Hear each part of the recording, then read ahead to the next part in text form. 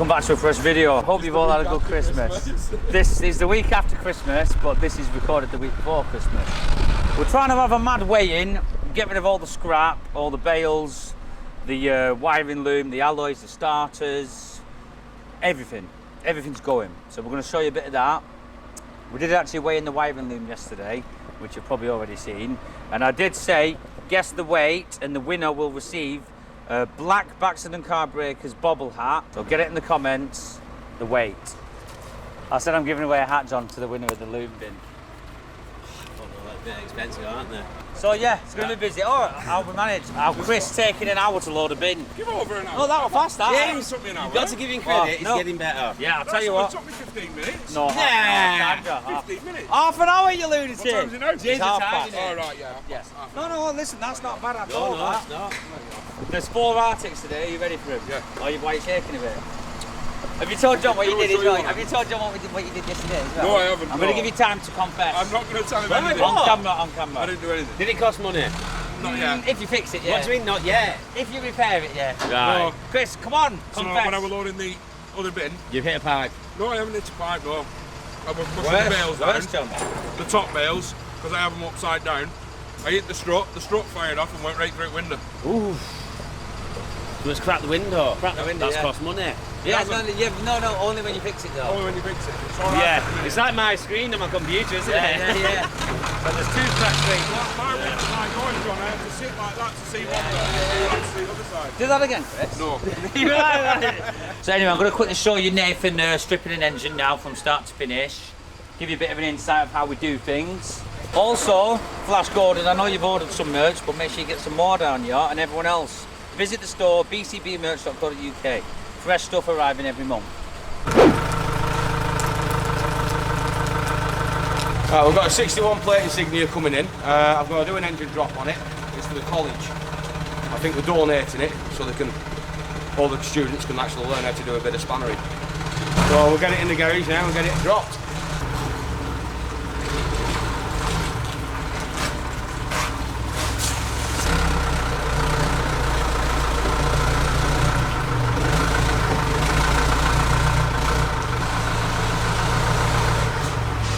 Back end over a bit. Bit more. Bit more.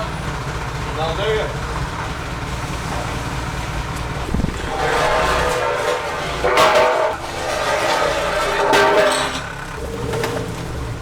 How long does it usually take to drop an engine?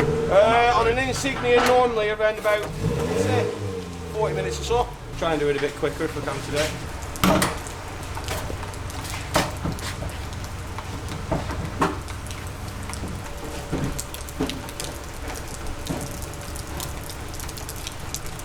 Many people do different things with dropping engines. I just rip them out. There's no point in messing about. I don't think we've sold anything else off this vehicle, so I can literally go at it with axe or chisel, whatever I want to. So I'm just going to rip the thing absolutely out. Is it just the engine going to the college? Yeah, just the engine. Yeah. So we need to split the engine and the gearbox apart from each other. I need to drop the subframe off of it. I need to take the front end off with all the crash bar and everything. So we have a little steering knuckle down the bottom down there. You won't be able to see it at the moment because it's a bit dark. There's a steering knuckle with a bolt on it. I'll undo that, which then will release the steering rack off the subframe. Then we can drop the subframe down.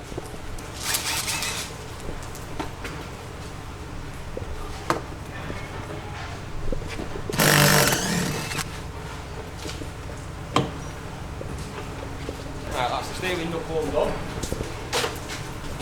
I'll show it you. Get a bit of light in there.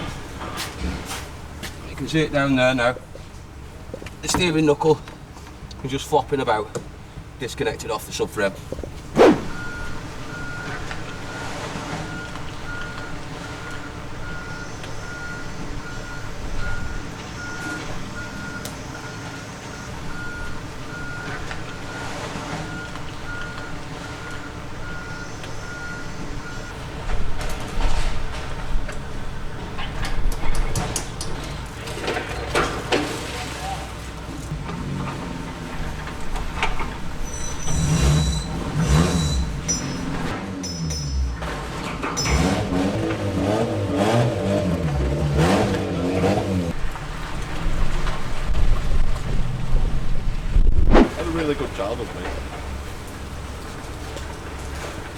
Now you want to be a West Ham fan, isn't it?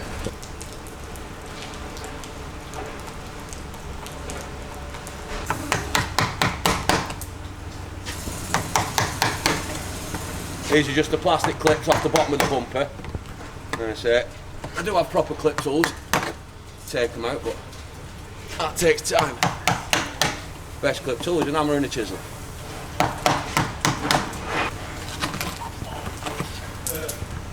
I've had that stuff before where they brought me a car in, told me it's an engine top and it's not.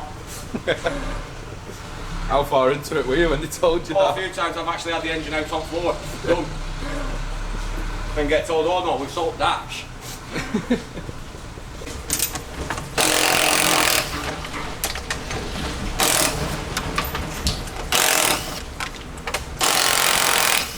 And say for in my garage, every one of these little screws and stuff will all be going to the tray to go back in, but because we're in scrapyard, they just get thrown on floor, swept up at the end of the job and thrown back in car. No messing about. What are you trying to find? Locking wheel nut key. Oh, yes. What's that? New rug for you. I've always got little mats and rugs everywhere, or just to soak up crap up. You got it. And sometimes when you scrap your cars and you don't have these in it, it makes our life an absolute nightmare.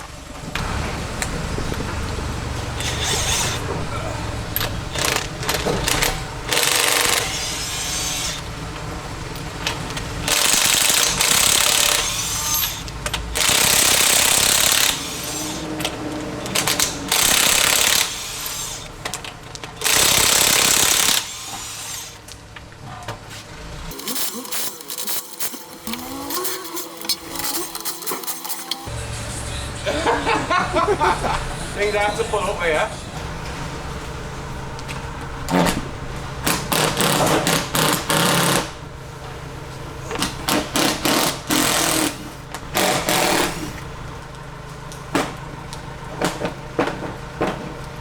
No, they're just all my miscellaneous spanners and crap. I do normally keep my stuff pretty much Nice and tidy, yeah. pretty much organised. No, I won't call it tidy, it's just organised a bit. Organised mess. Yeah, organised chaos. Oh, yeah.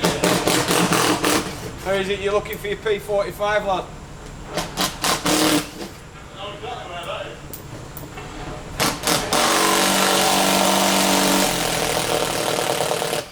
Get him.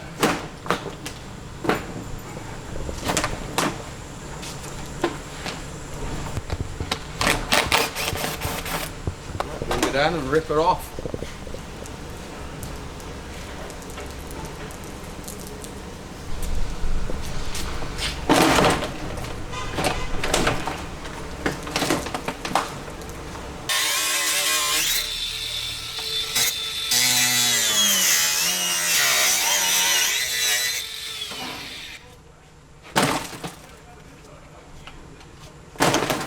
Specialist tool that, you see.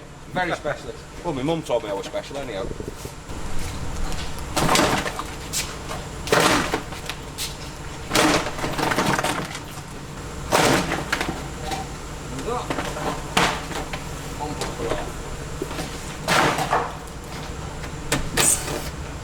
The only thing that do sell off these Insignias is the headlights. I'll take them out instead of smashing them out. We do actually sell these every now and then. But the only part that does sell on one of these guys.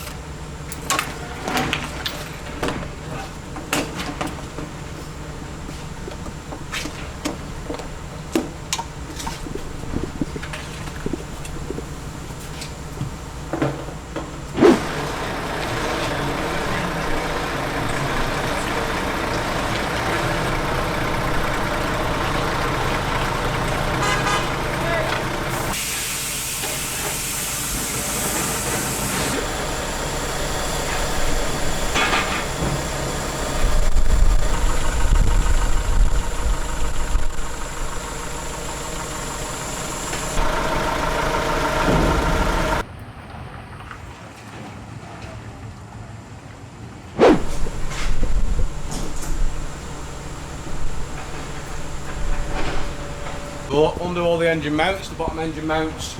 I'll cut through the drive chassis, I'll cut through the exhaust. And I'll drop the subframe down, get that out of my way, and we'll drop the engine down, undo all the engine and gearbox bolts. And split the engine and box. Horrible little git.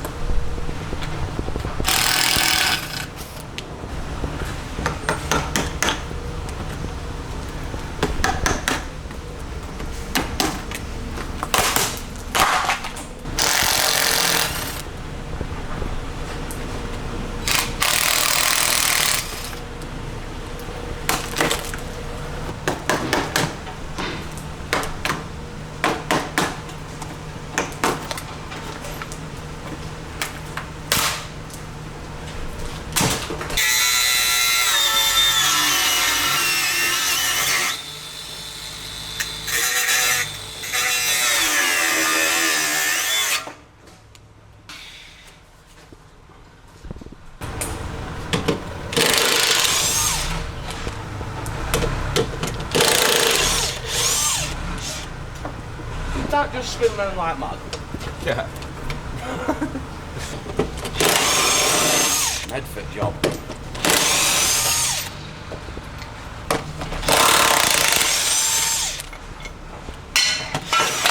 Don't worry, it won't drop on your head.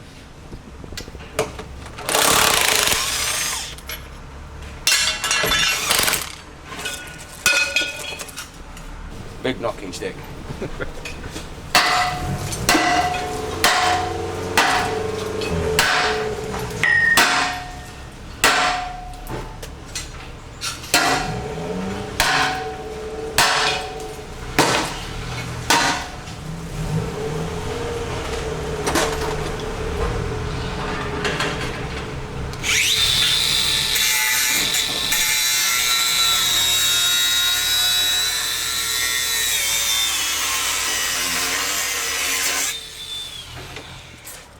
There we go.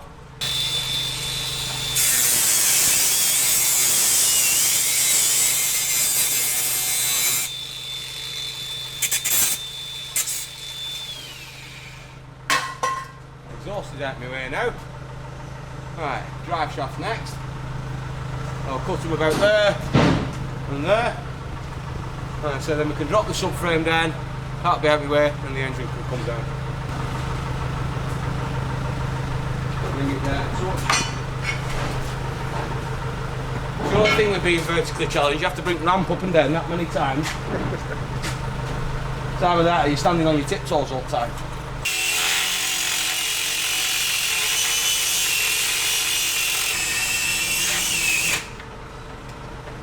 Quite a good thing about these battery grinders, as soon as they get nipped up blade, they jam up and stop. They just knock themselves off. So when you've got the big 240 grinders, when they nip up like that, they'll shatter the blade. It hurts.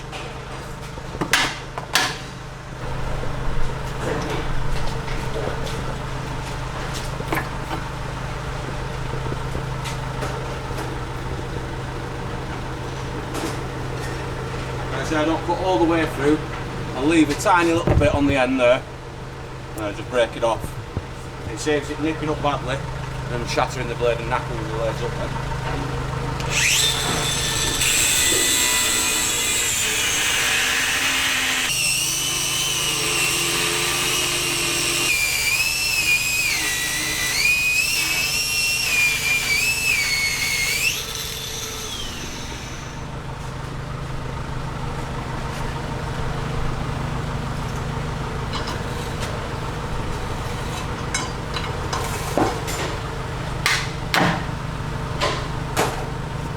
Get another one done.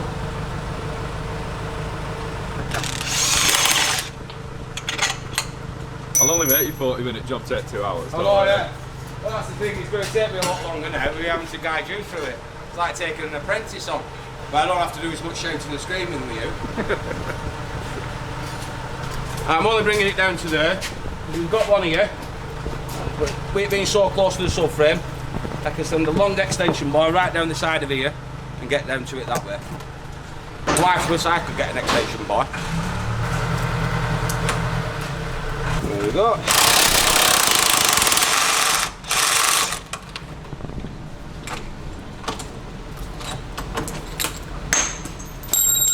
That's the last engine mount. So now, the engine is able to swing backwards and forwards in there now. So when you're driving down the road and your car starts knocking when you're braking, and then knocking when you accelerate, it's normally these bushes that are knackered. Alright, now we start dropping the subframe.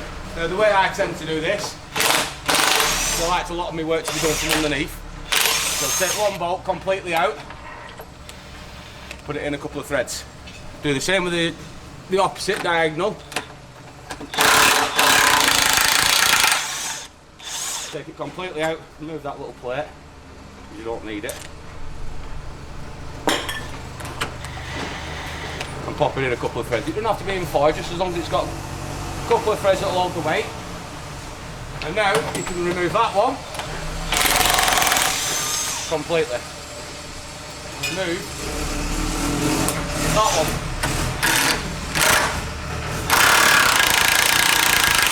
Completely. If you notice then, all the subframe started lowering down as how we're undoing that one. Now all we want to do now is you stand back, undo that one.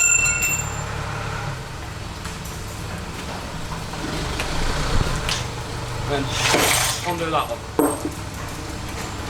Now that subframe is now hanging on the suspension legs on both sides. So we'll bring it down, we'll drop the suspension legs, that will bring the whole frigging down in one end. I have to work with a bunch of bloody animals. I tell you, it's like going to the zoo every day. That's why you're recording, so that's what it is. I know. We're all more entertaining than the monkeys at the zoo. So as we undo the strut tops now, that allows that leg to drop. So we want it to drop off for him. What you should have done. In theory. Yeah, that's first. He's jammed himself in. Well, that's alright, isn't it? Obviously when Let's I'm put more recording. weight on it, and there she goes. We'll pretend that happened first time. Alright, so we take it up a little bit higher just so the subframe's dangling. And I can see what needs cutting now. There'll be a couple of pipes and stuff that need cutting. So this is why I always have carpets underneath, because you always get remnants of fluids, oils and stuff like that left over in the pipes. So as I cut this now, we'll probably get a bit of power steering fluid on the floor, a bit of brake fluid and stuff like that, but it is only little bits. Take it brake light, power steering, another brake light. Last power steering pipe. Now, send it up. Subframe will sit on the floor. Engine will go up with the car.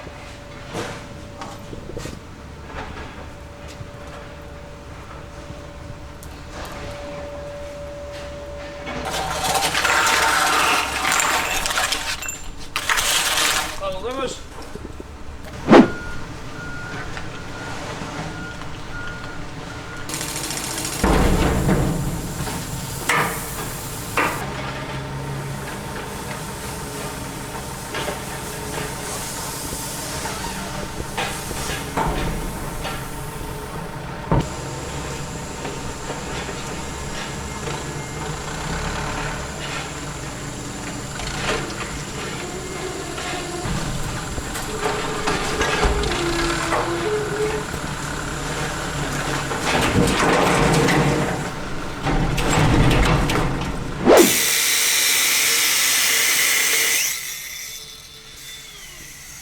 So that's the last bit of the exhaust we're taking out. Yeah, well, I'm just doing that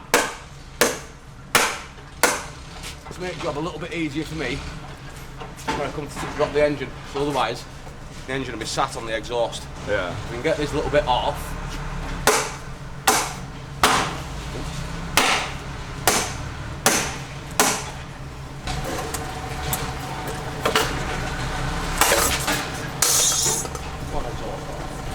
Take all the bottom gearbox bolts out. Do the same again. I could do this when it's on the floor, but I only do this to stop myself having to fling the engine backwards and forwards when it's on floor to get to these bolts. So If I get them now, I'll put them here.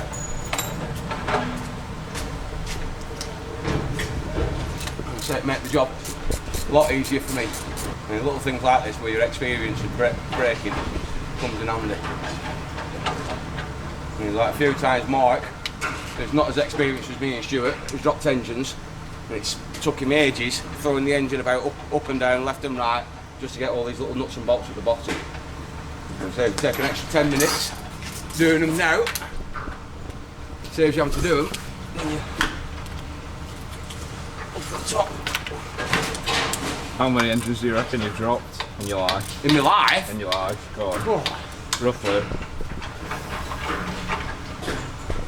it's got to be over 5,000. 5,000? I reckon so, at least. Yeah, well you've got to understand, I've done braking cars since I was about 16. Yeah, and I guess. So I've done like 20 years of braking cars. Yeah. And then if you're doing them like, if you can do like an engine an hour or something. Oh yeah, well I can do, depending on what engines they are, I can do around about 10 engine drops in a day. So, but as I said, I'm not always doing engine drops. No. It's like pulling cars in bits and stuff like that. It's only, we only do engine drops if the engine's sold, or if it's an export, or we're selling it on, giving it away, stuff like that. Yeah. Not always we're doing engine drops. To be honest with you, I probably do around about 2 a day, 3 a day at the moment. Yeah, I think I'm only estimating, as I say, going off 20 years of braking. Yeah, I reckon about 5,000 cars. At least 5,000 cars have pulled it.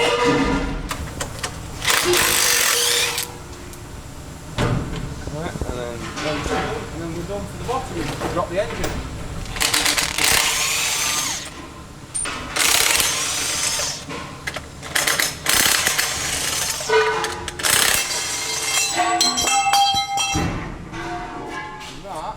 That is ready to go now. So we'll drop that straight down.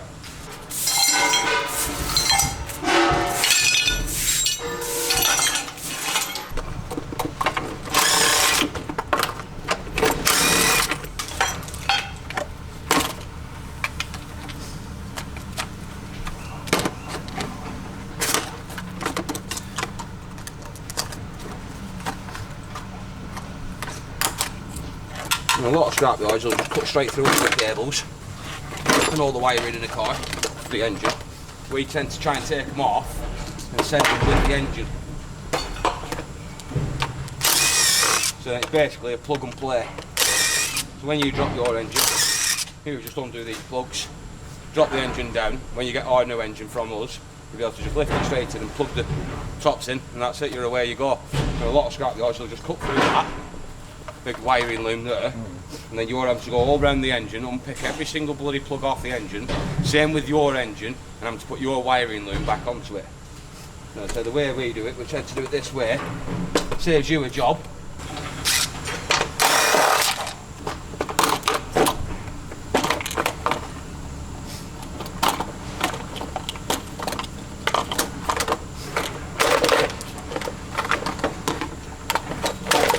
After all that, it's bloody in there. It's that one there.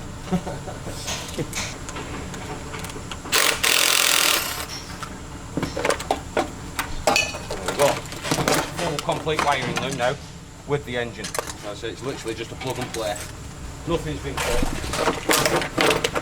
All the rest of the wiring does not matter now.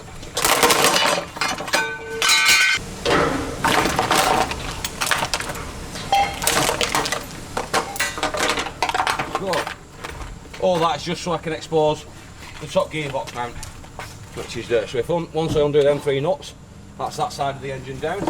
Same on this side. Pull the gearbox out. Expose the 3 nuts on this side. Undo them, that'll drop this side of the engine down. And all we've got is a few parts at the back and the gear linkages, and the engine's on the floor. So I tend to undo 2, take them completely out of the way, because sometimes they'll jam themselves up.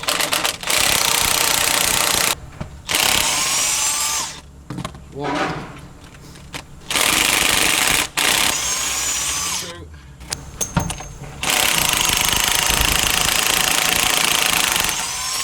2. There's number 3.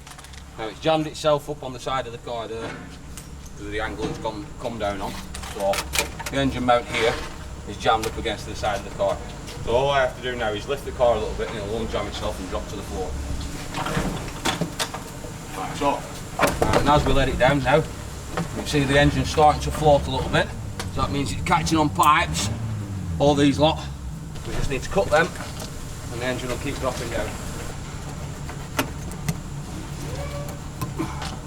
Now these two here are my fuel lines. Now with it being a diesel car it doesn't matter too much, but with a petrol car I'll leave these two lines to the very last.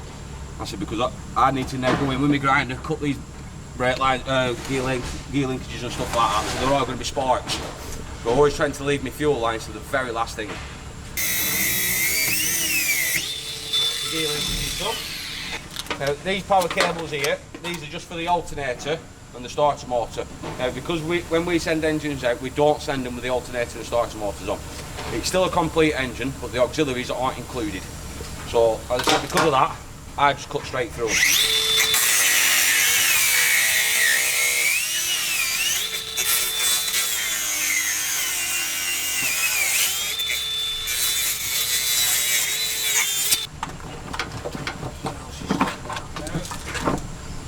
I think we can carry on lifting now. Lift it a bit more and see what else is down here.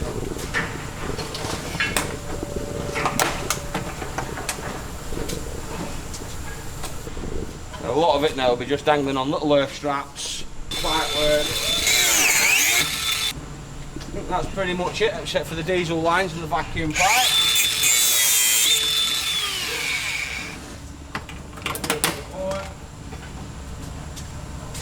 Now the only ones that are still connecting it now are my fuel lines. Always cover your eyes when you're doing this.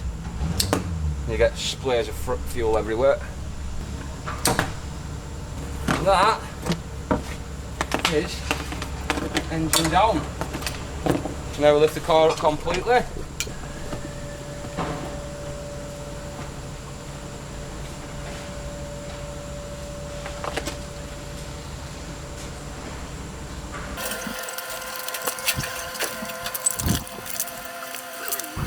And that should have quite disconnected. So now all I've got to do now is take the cat off, take the top end gearbox bolts out, separate that, engine's done. Next fixology is this one.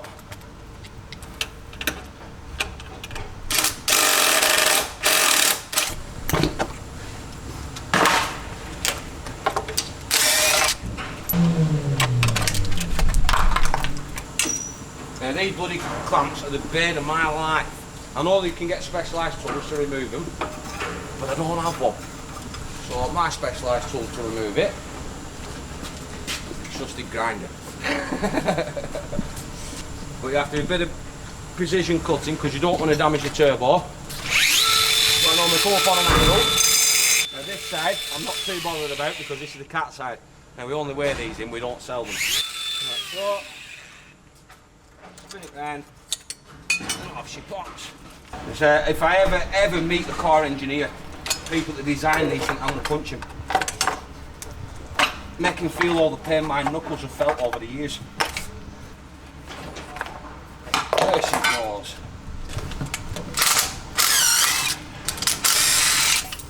Knock the cat off.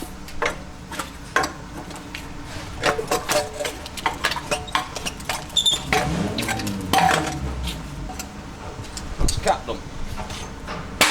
That'll go off the scrap. Saves me knees this. It's like being back at bike sheds at school, this, my fingers are killing.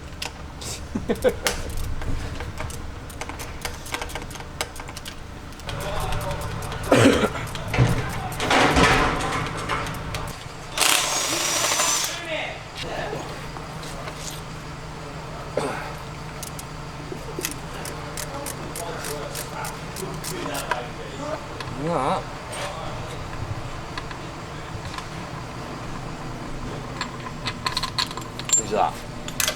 No.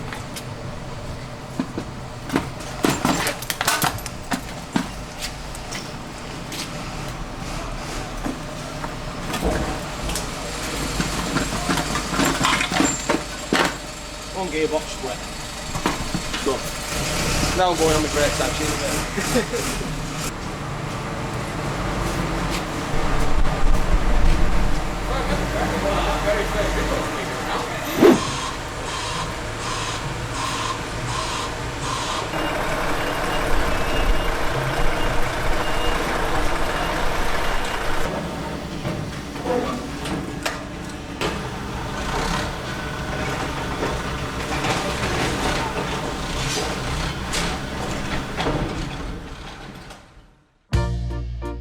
I know sometimes life can be tough, and you feel like you just had enough.